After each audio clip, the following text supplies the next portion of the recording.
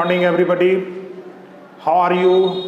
I hope you all are happy. And for a long time, after delivering so many video lectures on YouTube, today I'm going to say something related to a new topic named article. जैसा कि आपको कई सारे chapters के ऊपर हमने video lecture जारी किया था और आज आर्टिकल से जुड़ा हुआ कुछ इस तरह का फैक्ट्स और साथ साथ कुछ क्वेश्चंस हैं जो बहुत ही बेसिक्स है और जो बोर्ड लेवल और कंपटीशन में भी पूछा जाता है। तो खास करके ये दिखने में तो बहुत छोटा लगता है कि आर्टिकल हम जैसे बोलते हैं ए एन और द, लेकिन इसका जो एप्लीकेशन है वो काफ़ी अधिक होता है। सिंपली आप अगर ये सिर्फ कहना चाहते हो कि वह एक शिक्षक है तो इसमें आपको without article you can't make, कहने का मतलब कि आप बिना आर्टिकल के सेंटेंस नहीं बना सकते। खास करके जब आप कोई भी चीज़ लिखते हो या बोलते हो तो आपको आर्टिकल का प्रॉपर नॉलेज होना ज़रूरी है। तो आज इसी सिलसिले में हम पहले कुछ फैक्ट्स पर भी चर्चा करेंगे और उसके बाद कुछ क्वेश्चंस आपको यहाँ पर लिखा हुआ है, इसको वन बाय वन करके देखेंगे। जहाँ तक बात है कि डेफिनेशन की, जैसे कि कोई भी चीज़ होता है उसका डेफिनेशन, तो सिंपली आप ये कह सकते हो कि आप इसको इस तरह से समझो कि कोई भी नाउन के पहले ये छोटा सा ऐसा जिसको हम आर्टिकल के रूप में कहते हैं, यानी ए एन इनडेफिनिट आर्टिकल और द को डेफिनिट आर्टिकल बोला जाता है। इसके पहले आर्टिकल है क्या? जस्ट आप ये कह सकते हो कि आर्टिकल जो किसी नाउन या प्रोनाउन, नाउन खास करके नाउन के पहले लग करके उसे डिफाइन करने का काम करता है, यानी कि एक प्रकार से उसका एक मीनिंग अलग सेंस में निकलता है। मान लो अगर मैं कहूँ कि a boy has come to see you, इसका हिंदी मीनिंग क्या होता है? वहाँ पर आप ए से सोच रहे होंगे कि एक लड़का, जी नहीं, एक का बहुत सारा मीनिंग होता है। एक का एक भी होता है, एक का कोई भी होता है, यानी इनडेफिनिट सेंस में भी एक का प्रयोग किया जाता है। तो आज उसी को पहले जानेंगे। जैसे दिस और दैट, यह और वह बोलते हैं, यहाँ पर आपको दो चीज को जानना जरूरी है। जैसे कि इनडेफिनिट आर्टिकल में आपको ए और एन और डेफिनिट आर्टिकल में द का प्रयोग किया जाता है, लेकिन ए एन के बारे में अगर आप जान जाते हैं तो उसमें कोई दिक्कत आपको नहीं होगी। उसके लिए आपको करना क्या होगा, एक सिंपल सा, इसको हम बोलते हैं कि नॉर्मल सेंस में आप इसको बोल सकते हो जैसे कि first letter, first sound, concept. और ध्यान रखेंगे इसमें कि आपको ये जो कंसेप्ट है इसमें पहले लेटर का साउंड हम चेक करते हैं, लेकिन वो हिंदी में आपका होगा। तो कहने का अर्थ कि जैसे मान लो कि आपको वोवेल आप बचपन में पढ़े होंगे, तो वोवेल होता क्या है? Generally A E I O U को वोवेल कहा जाता है। और इस संदर्भ में आपको ध्यान रखने वाली बात इसमें ये है, जैसे ए ई आई ओ यू, तो अब इस संदर्भ में ये देखिएगा कि ए का अगर हम इन जनरल में अगर मीनिंग निकाल लें तो ए शब्द से आता है। उसी प्रकार से ई का आपको इस तरह से, आई का जब हम बोलते हैं तो बोलने में ये लगता है, लेकिन आपका अ शब्द से या आ शब्द से निकलेगा। उसी तरह से ओ का आपको इस तरह से आएगा। उसी प्रकार से अब इसमें आप देखेंगे कि यू जैसे है तो इस केस में यू का यू नहीं होके इस तरह से आएगा, यानी हिंदी का लेटर यू करके ऊ। इसी तरह से आपको यहाँ पर भी जैसे कि इस तरह से आपको जोर दे करके जब बोला जाएगा तो इस तरह का लेटर का साउंड आपका आएगा। कहने का मतलब कि आपको ये ध्यान रखना है कि इस दिए गए कंसेप्ट के द्वारा, जैसे मान लो कोई भी वर्ड है और उसको हमको पहले इनडेफिनिट आर्टिकल के बारे में जानना है, तो इनडेफिनिट आर्टिकल ए एन होता है। लेकिन ए एन होता है तो किस कंडीशन में ए और किस कंडीशन में एन का प्रयोग किया जाएगा, इसको देखना है। तो यदि आप इस इंडेफिनिट को क्लियर कर लेते हैं तो definite article automatic the he है और उस जगह आपको द का प्रयोग करना है। तो कहने का अर्थ इस सेंस में इस टेबल को आपको समझना होगा। जैसे मान लो कि इस सेंस में अगर मान लो कि इस केस में आपका इस तरह से अगर आंसर आता है तो आपको यानी कि ये इस टेबल के अंतर्गत अगर आपको कोई भी फर्स्ट लेटर हम चेक करते हैं और उसका हिंदी में हम लिखते हैं और यदि इसमें से कोई भी आ जाता है तो उस केस में आपका आंसर जो है वो आपको एन के रूप में जाएगा, और यदि नहीं आएगा इस पांचों कैटेगरी में तो आपका आंसर ए में जाएगा। तो इसको समझेंगे पहले। जैसे कि मान लो एक एग्जाम्पल लेते हैं, पहले इसको यहाँ पर एग्जाम्पल के रूप में ये आपको दिखाना है। जैसे मान लो कहते हैं एक्सरे, मान लो किसी के पास कोई बोलता है कि I have dash x-ray plant, यानी मेरे पास एक एक्सरे प्लांट है इस तरह का। तो एक्सरे शब्द जो है, इस एक्सरे में पहला लेटर है हमारा एक्स और इसको हिंदी में लिखते कैसे हैं एक्स, इस तरह से। तो इस लेटर को यानी कि फर्स्ट लेटर को हिंदी में लिखने के बाद आपका पहला वाला चेक करेंगे तो यहाँ पर है ए, और ये ए आपका इस पांचों में से हिंदी में लिखने पर इस तरह का आता है।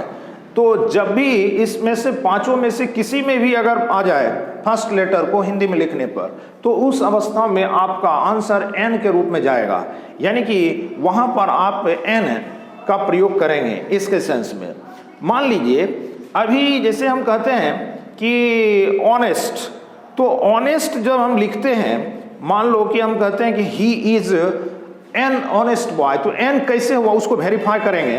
तो ऑनेस्ट शब्द जो है यहाँ, इसको जब हम पहले लिखते हैं तो इसका जो आपको हिंदी में जो लेटर होता है पहला, ये चेक करेंगे तो इसको हम हॉनेस्ट नहीं बोलते हैं, ऑनेस्ट बोलते हैं। यानी एच का उच्चारण आपको यहाँ ओ से आता है और वो आपका इस कैटेगरी में है, इसीलिए जब इस पांचों में से आपका आएगा तो इस केस में इसके पहले एन लगेगा। तो कहने का अर्थ जैसे कि मान लो कि हम एक बोलते हैं यूनिवर्सिटी का केस, या इस तरह का और भी है। जैसे आपको HEIR है एयर, अब देखिए यहाँ ये हेयर नहीं है, HEIR इसको बोलते हैं। इसका जो रियल प्रोनाउंसिएशन होता है वो एयर होता है, यानी कि एयर लिखेंगे, लिखते हैं HEIR लेकिन इसका रियल प्रोनाउंसिएशन होता है एयर, और ए हमारा इसमें है, इसीलिए यहाँ पर ए नहीं लग के एन लगेगा। कहने का मतलब कि इस टेबल को अगर आप ध्यान रखते हैं, कंसेप्ट इस चीज़ को आप समझ आते हैं तो आपका गलती नहीं होगा। अगर 1% इसका चांस है तो वो तभी हो सकता है जब आप किसी भी वर्ड का प्रोनाउंसिएशन गलत कर दें। कहने का मतलब उसका रियल प्रोनाउंसिएशन कुछ होगा और आप अगर कुछ लिखते हैं, जैसे मान लो यहाँ पर एच से हो का लिखता है या कुछ और, तो उस स्थिति में गलत होगा। अदरवाइज आप अगर रियल प्रोनाउंसिएशन की बात करते हैं तो ये टेबल आपका इंडेफिनिट आर्टिकल को चेक करने में ये 100% काम करेगा। क्लियर? तो इस प्रकार से इस कंसेप्ट को ध्यान रखेंगे। और जहां तक द की बात है तो द आपका डेफिनेट आर्टिकल है और उसके कुछ रूल्स हैं कि किस अवस्था में द का प्रयोग करेंगे और किस अवस्था में द का प्रयोग नहीं होकर के ए एन का होगा। तो इस कंडीशन में एक हम स्पेसिफिक की बात करते हैं। स्पेसिफिक क्या होता है? जैसे मान लो एक एग्जाम्पल के रूप में हम लेते हैं पहले कि कोई भी रिलेटिवली एक्सप्रेस्ड वर्ड्स जो होते हैं, जो संबंध सूचक शब्द होते हैं, उसके पहले हम आर्टिकल का प्रयोग नहीं करते हैं। लेकिन अगर इसी चीज में स्पेसिफिकेशन की बात हो, यानी कि पर्टिकुलराइज सेंस की बात हो, मान लो सिर्फ अगर कहते हैं कि डैश फादर इज कमिंग, तो वहां पर कोई आर्टिकल नहीं लगेगा। लेकिन अगर मैं ये कहूं कि dash father of mister XYZ is coming, तो उस केस में यहां ये हो जाता है किसके पिताजी, तो किसी के पिताजी XYZ। तो इस केस में फादर के पहले आर्टिकल का प्रयोग किया जाएगा और वो आपका डेफिनेट आर्टिकल होगा। तो कहने का अर्थ कि जैसे इस तरह का कुछ भी अगर आता है कि मान लो कि आपका structure noun plus preposition plus कोई अदर नाउन की अगर चर्चा की जाए, तो इस केस में अगर ये स्ट्रक्चर रहता है तो आपको पहले वाले नाउन के पहले डेफिनेट आर्टिकल का प्रयोग किया जाएगा, ठीक है। जैसे वाटर आपका मटेरियल में आता है और मटेरियल नाउन में कभी आर्टिकल का प्रयोग हम नहीं करते हैं, लेकिन अगर हम इसको इस तरह से लिखें, dash water of this river is fresh, तो इस केस में वाटर में लगता नहीं है लेकिन इस नदी का पानी, इसलिए इस केस में द का प्रयोग किया जाएगा। क्लियर? तो यहाँ पर पर्टिकुलराइज सेंस के चलते द का प्रयोग किया जाएगा, ठीक है। अब आप इस चीज को समझेंगे और ए एन का ये आपका टेबल ही काम कर जाएगा। और जहाँ तक द की बात है तो एक फार्मूला तो आप ये इसको ध्यान में रखेंगे कि इस तरह का स्ट्रक्चर होगा तो उसके पहले उस पहले वाले नाउन के पहले डेफिनेट आर्टिकल द का प्रयोग किया जाएगा। और अदर जो कुछ कंसेप्ट हैं उसको डेफिनेट आर्टिकल का एक क्लियर लेक्चर, एक सेपरेट लेक्चर अलग से हम यहाँ पर देंगे। तो आज इस कंसेप्ट को लेते हुए कुछ क्वेश्चंस है, इसको भी वन बाय वन करके देख लेते हैं। तो पहला हमारा जो सेंटेंस है वो इस प्रकार से, जैसे my friend is dash hour late today, मान लीजिए मेरा मित्र आज 1 घंटा लेट है, या इस चीज में कुछ दिया नहीं है। तो जब कुछ नहीं दिया है तो हम उसको ज़्यादा से ज़्यादा आर्टिकल के टर्म में एक ही कह सकते हैं और उस एक के लिए ए या एन का प्रयोग करना है। तो यहाँ पर आप आवर को हावर नहीं लिखते हैं, आवर बोलते हैं, भले वो एच से स्टार्ट हुआ है और आवर आपका आ शब्द यहाँ पर है, इसीलिए इस केस में आपको ए आवर नहीं करके एन आवर का प्रयोग करना पड़ेगा, यानी कि my friend is an hour late today. दूसरा है क्वेश्चन आपका, there is dash university in my town.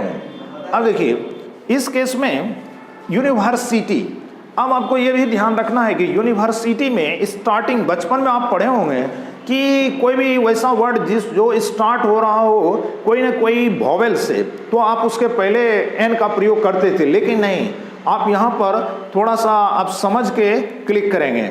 यानी कि यूनिवर्सिटी है, हम इसको लिखते भी हैं यानी कि यूनिवर्सिटी, ठीक है, लेकिन आप गौर करेंगे इस यू के चलते आप एन का प्रयोग नहीं कर देंगे। ये नहीं समझेंगे कि इसके पहले vowel A E I O U यानी यू है तो एन का प्रयोग नहीं किया जाएगा। क्यों नहीं किया जाएगा?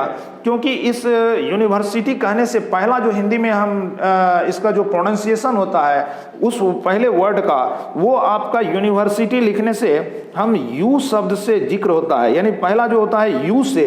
और इस केस में आप इस बॉक्स में देखेंगे यू का प्रयोग नहीं किया गया है, यानी कि अगर यू रहेगा भी तो उसका प्रोनाउंसिएशन हिंदी में आपको ऊ करके आएगा, जिसको कि ये सेटिस्फाई नहीं करता है। और यही कारण है कि एन का प्रयोग हम यहाँ नहीं करेंगे, इसीलिए इस केस में ए का प्रयोग किया जाएगा। यानी कि राइट आंसर आपका there is a university in my town, यानी मेरे शहर में एक विश्वविद्यालय है। नेक्स्ट आते हैं, tomato sells 60 rupees dash KG in this market. अगर मान लो ये कहता है कि कोई भी टोमेटो जो है प्रति केजी, तो प्रति शब्द का जिक्र करने के लिए भी आपको इंडेफिनिट आर्टिकल का प्रयोग करना होगा। तो वहां पर ए एन में देखना होगा। तो यहाँ चूंकि केजी है और कोई वैसा वर्ड है नहीं, तो एन नहीं लगा के 60 रुपीज 1 केजी का हम प्रयोग करेंगे, यानी इसका हिंदी मीनिंग होता है 60 रुपये प्रति किलो। क्लियर? नेक्स्ट आते हैं, dash milk of this cow is beneficial, या जो भी आप इसको कह सकते हैं फ्रूटफुल टू ऑल। तो डैश मिल्क ऑफ दिस कॉ, अब देखिए मिल्क हमारा यहाँ मटेरियल नाउन के सेंस में, उसके पहले कोई आर्टिकल का प्रयोग नहीं किया जाएगा, लेकिन इस सेंस में कोई पर्टिकुलर गाय की बात हो रही है, दिस कॉ।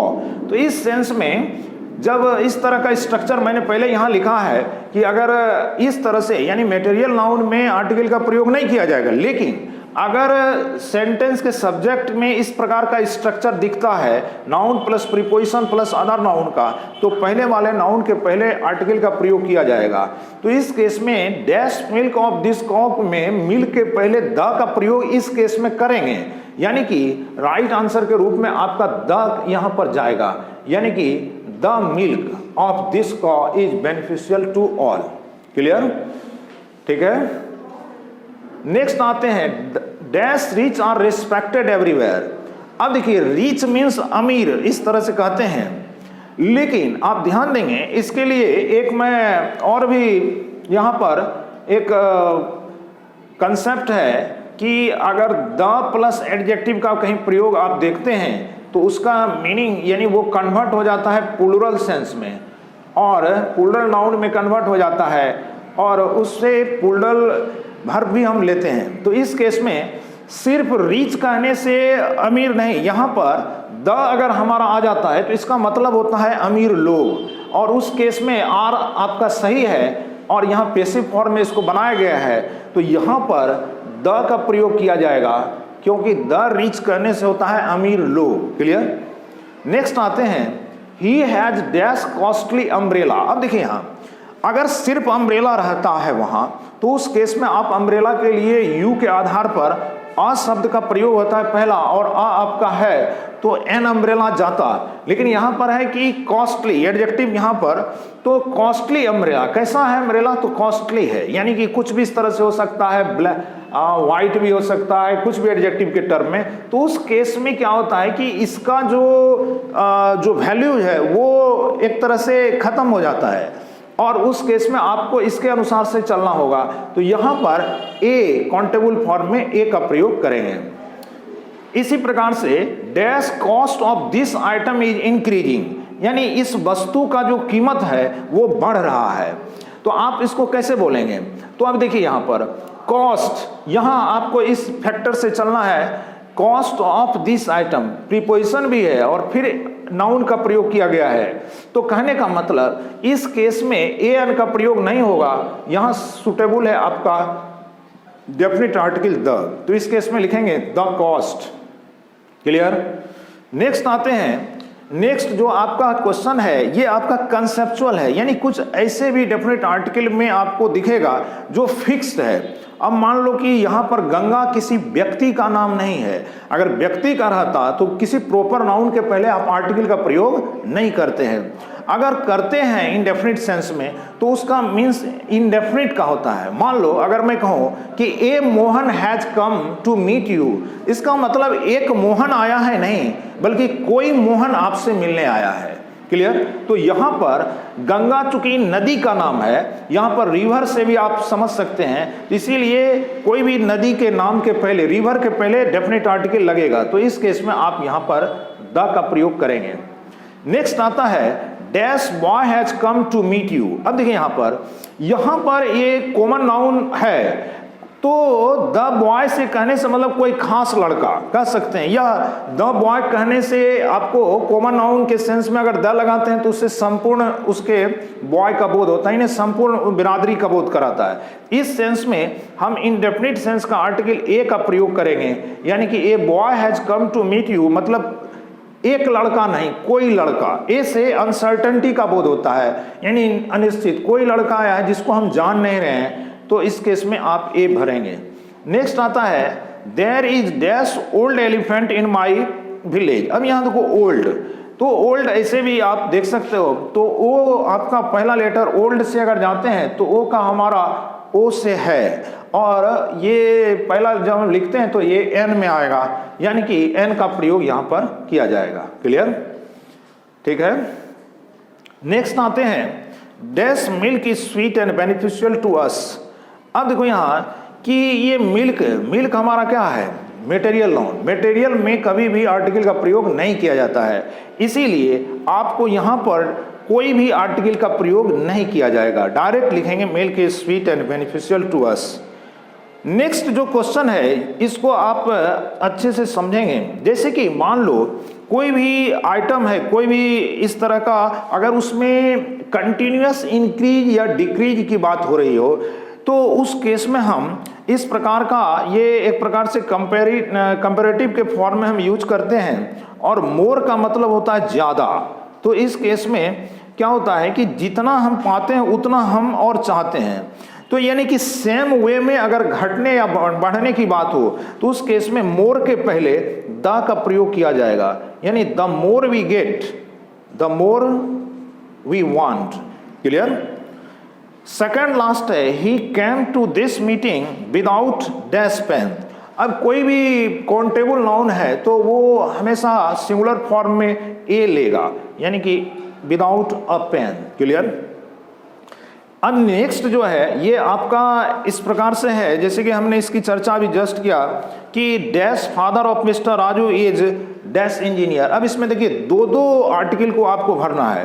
पहला नंबर तो है कि फादर अगर सिर्फ रहता तो इसके पहले आर्टिकल नहीं लगता, लेकिन यहाँ पर्टिकुलराइज सेंस में किसके पिताजी, राजू के पिताजी, इसीलिए यहाँ पर द का प्रयोग किया जाएगा। क्लियर। और यहाँ पर चूंकि इंजीनियर है तो इंजीनियर के सेंस में हमेशा आप एन का प्रयोग करते हैं, यानी एन इंजीनियर। तो कहने का अर्थ कि इस तरह के चीज को अगर मान लीजिए सिर्फ इंजीनियर को अगर हम यहाँ पर चेक करें तो इंजीनियर ई शब्द से निकलता है, ई, यानी हिंदी में जब हम लिखेंगे तो इसका लेटर ई होगा, और जो हमारा इस बॉक्स के अंतर्गत आने वाले इस लिस्ट में है यानी ई है, इसीलिए इस केस में आपका राइट आंसर के रूप में एन जाएगा।